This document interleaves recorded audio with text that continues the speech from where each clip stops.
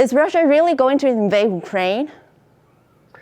Well, that's very much the question on everyone's mind right now. It's estimated that there are somewhere between 130,000 and 150,000 Russian troops along the Ukrainian border, not only in Russia along the border, but also in neighboring Belarus and also in the Crimea as well. And the U.S. has been saying for several weeks now that the Russians could invade at any moment, that there are enough troops there to launch an attack on Ukraine. In the last 24 hours, Russia has said that they are beginning to withdraw some of those troops from the border, which is seen as a good sign, as a sign maybe of de-escalation. But according to U.S. and NATO officials, they say, we don't know how many troops Russia is withdrawing. We don't know where they're going. And even if they withdraw some troops, there will still be plenty of Russian troops along the Ukrainian border to launch a massive attack into the country. So while Russia's claim that they are withdrawing some troops is seen as a good sign, there is still the concern that Russia has plenty of troops to launch an attack on Ukraine, and really no one knows what is in the mind of Vladimir Putin. Is there any possible way to reach diplomatic solution? The signs we've seen the last few weeks was that diplomacy is keeping people talking, it's keeping people engaged. We've seen a flurry of activity from Emmanuel Macron, the French president, coming to both Kyiv and to Moscow. We've seen Chancellor Scholz, the German chancellor, arrive here into the region as well. They're talking, and what we heard from the Kremlin yesterday and heard from the White House yesterday as well, which is that nobody wants a war. So that's a good sign. The problem is there are still this more than 100,000, maybe as many as 150,000 Russian troops on the border. Russia says these are just training exercises, that this mass of troops is not an invasion force. But most people looking at it say this is a bigger force than is needed for a training exercise. So there's still this concern. But as long as world leaders are talking, I think there's a good sense that a war can be averted. But as long as these troops are along the border, there is still going to be this concern. And we all know that President Putin has deployed over 150,000 troops to the borders. But President Biden said he doesn't want to deploy any military to Ukraine.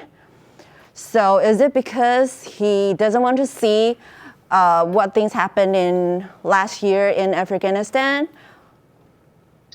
Yeah, I think Afghanistan is a big part of this. In Afghanistan, the Biden administration was criticized for taking a positive view of how long the Afghan government could sustain itself without U.S. support. They said it would last weeks, months, maybe even years. And they were ridiculed, and they were ultimately proven to be wrong as the Afghan government fell very quickly.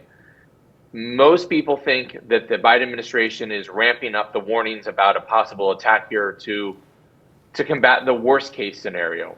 Maybe Russia won't invade here, but if they do, they want everybody to be ready. The White House wants everyone to be ready.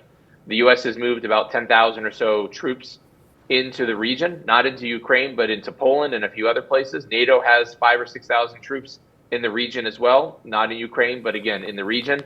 And the concern is if there was an attack, would the U.S. essentially help Ukraine? Ukraine is not a member of NATO, even though it would like to be.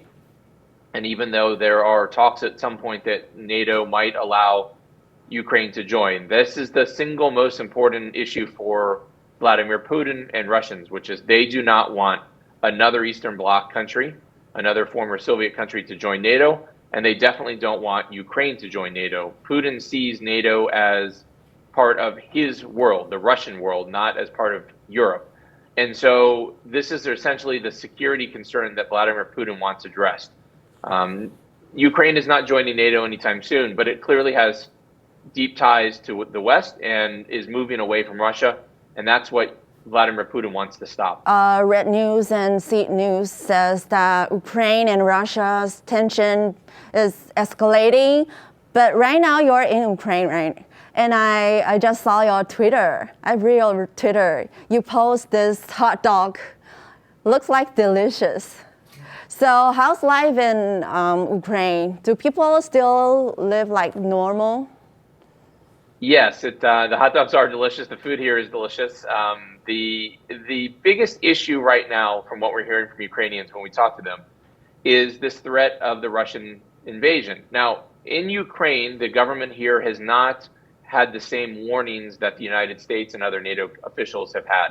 They've taken a much softer approach. They've essentially said, yes, Russia is here. Yes, Russia has a large military force on our border. But Ukraine has been fighting a war against Russian-backed separatists in the southeastern part of its country for several years. And Ukrainians will say we've been living with Russian aggression and a possibility of invasion for years now, for decades. So in the country, it is very much an attitude of keep calm and carry on. So life is going on as normal here. There have been rallies. There are drills to prepare for an invasion.